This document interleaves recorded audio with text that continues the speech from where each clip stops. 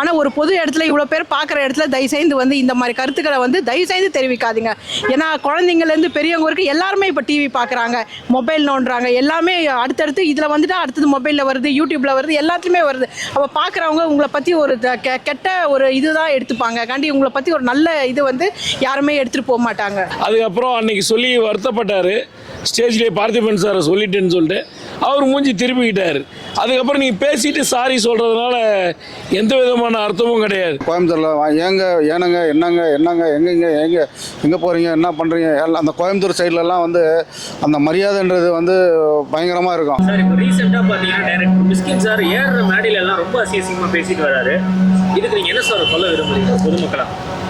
மிஸ்கின் வந்து இதெல்லாம் வந்து எல்லாத்தையும் கொஞ்சம் தவிர்த்துக்கணும். அவர் வந்து திரையுலகில் வந்து எல்லாருக்கும் வந்து நடக்கிறத வந்து வெளியே கொண்டு வரணும். திரையுலகமே அவர் வந்து தவறான பதிவுகளை வெளியிட்டார்னா அது இருக்கிற சிறு குழந்தைங்களும் அது பாதிக்கும். ரொம்ப குழந்தைங்கள பெண்கள் எல்லாரும் ரொம்ப பாதிக்கும்.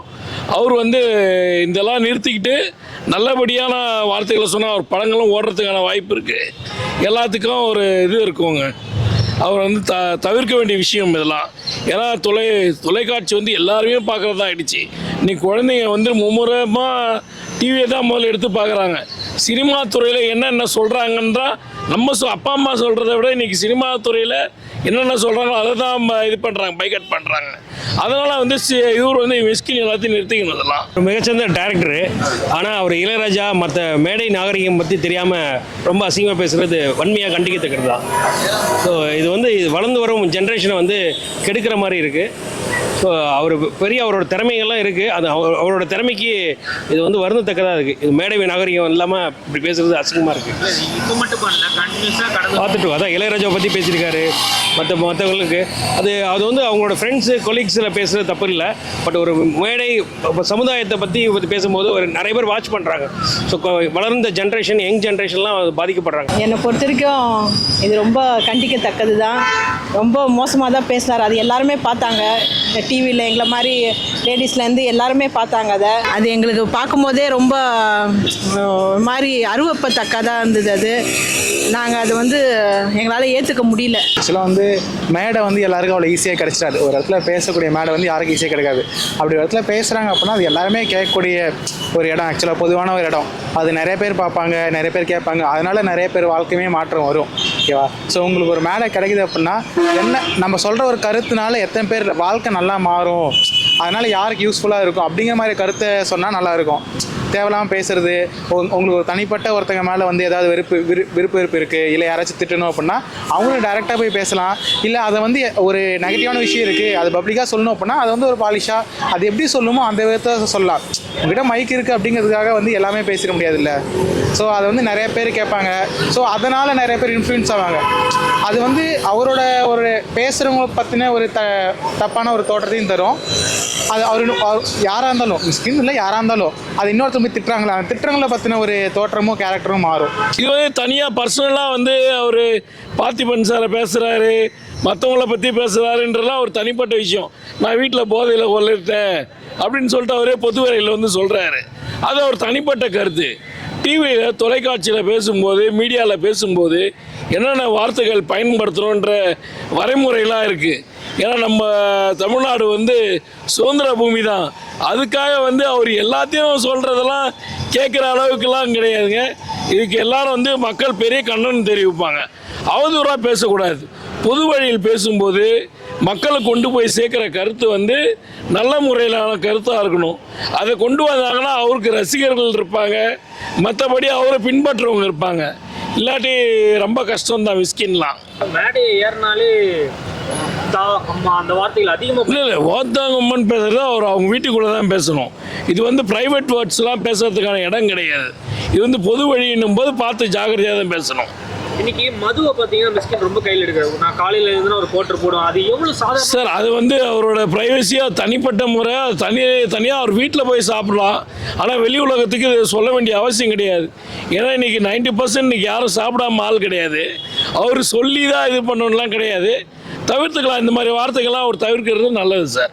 சார், இன்னைக்கு வந்து இளையராஜா அப்படின்ற ஒரு இசை ஞானியை வந்து எல்லாருமே மதிக்கிறாங்க. எல்லாரும் மதிக்கக்கூடிய ஒரு மனுஷன். அப்படிப்பட்ட மனுஷனே வா போன உரிமையில பேசுறது, என்னோட போதைக்கு இளையராஜா தான் சைட் டிஷ் அப்படின்னு பேசுறாரு. இது எப்படி சார் பாருங்க? இல்லை இளையராஜா சார் வந்து ரொம்ப இருக்கிறதுலேயே நம்ம சினிமா துறையில் மூத்தவர். இருந்தாலும் அவரை பற்றி பேசலாம், கண்ணனுக்குரியர் தான். அதெல்லாம் பேசக்கூடாது. தவறான வார்த்தைகள் இளையராஜா சாருன்னு ஒரு சின்ன பிள்ளைய கூட பேசக்கூடாது தான். ஏன்னா வார்த்தைகள்ன்ற வார்த்தை தடிச்சு போச்சுன்னா அதுக்கப்புறம் அன்னைக்கு சொல்லி வருத்தப்பட்டார். ஸ்டேஜ்லேயே பார்த்திபன் சாரை சொல்லிட்டேன்னு சொல்லிட்டு அவர் மூஞ்சி திருப்பிக்கிட்டார். அதுக்கப்புறம் நீங்கள் பேசிட்டு சாரி சொல்கிறதுனால எந்த விதமான அர்த்தமும் கிடையாது. இப்போ போதையில் இருக்கும்போது வருவேன், அப்பா நைட் நான் அது வேறவா இது வேறவா இது வேறவான்றதெல்லாம் தவறான பேச்சு. அதெல்லாம் அவர் பேசுறதா தான் ட்ரெண்ட் ஆகுன்ற மாதிரி பேசுறாரா? இல்லை ட்ரெண்ட் ஆகணும்னு இல்லை, இது வந்து அவர் ஏற்கனவே அவர் மனசில் இருந்ததை வந்து அந்த நேரம் வந்து யூஸ் பண்ணிக்கிட்டாரோ அப்படின்னு எங்களுக்கு தோணுது.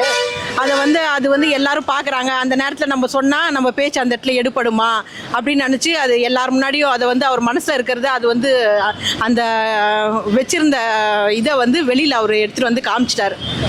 அவரோட தனிப்பட்ட ஒரு விருப்பு வெறுப்பை வந்து அந்த இடத்துல வந்து அவர் இதுதான் நம்மளுக்கான சரியான மேடை நினச்சி அதை அவர் வந்து சொல்லிட்டாரு. இப்போ இந்த வீடியோ வந்து யூடியூப் நம்ம வீட்டில் இருக்க பசங்களே கூட பார்ப்பாங்க. அந்த மாதிரி பார்க்கும்போது உங்களுக்கு மனநிலை எப்படி சார் இருக்கு? அதான் சொல்கிறேனே, இது வந்து யங் ஜென்ரேஷன் கல்ச்சரே வந்து கெடுக்கிற மாதிரி தான் இருக்குது.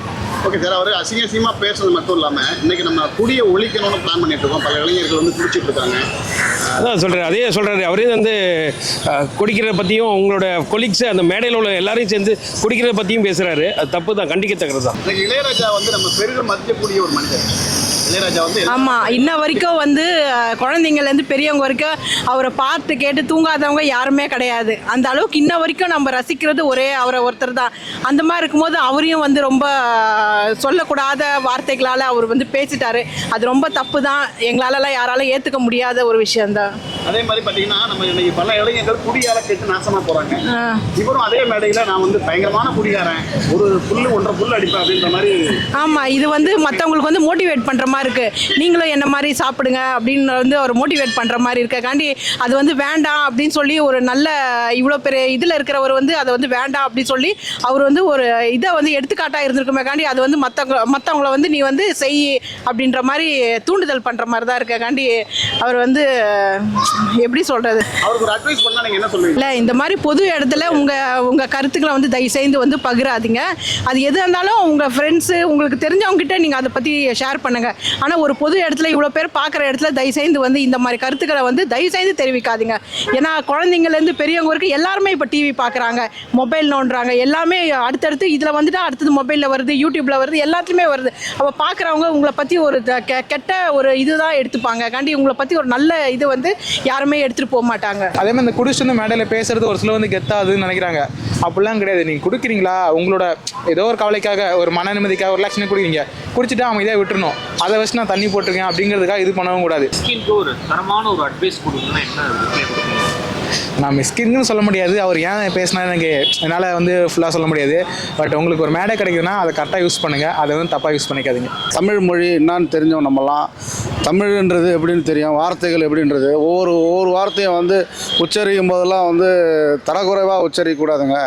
நம்மலாம் வந்து ஒரு தமிழ் மண்ணில் பிறந்து தமிழனாக வாழுறோம். அதனால் வந்து நம்மளுக்கு தமிழுக்கு வணக்கம் வைக்கணும், தமிழுக்கு மரியாதை தரணும். வார்த்தைகள் பேசக்கூடாது, அநாகரிகமாக பேசக்கூடாது. பிள்ளைகளும் இருந்தாலும் சரி, பப்ளிக்காக இருந்தாலும் சரி, யாராக இருந்தாலும் சரி.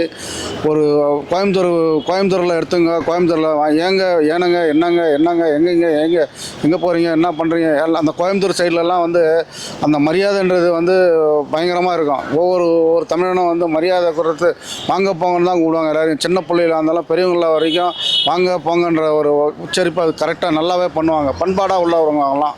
இனிமேல் மிஸ்கின் மேடையில் இந்த மாதிரி அசிங்கமாக பேசுனா நீங்கள் என்ன அவருக்கு ரிப்ளை கொடுக்க விரும்புறீங்க? அவரே திருந்தணுங்க. நம்ம வந்து ரிப்ளை கொடுக்கின்றது வந்து நம்ம வந்து சொல்ல முடியாது. அவங்களாவது திருந்தி வந்தால் தான் அதை பண்ண முடியும், மாற்றிக்க முடியும். புரியுதுங்களா? நம்ம சொல்லி தான் அவங்க திருந்தணும்லாம் அவசியமே இல்லை.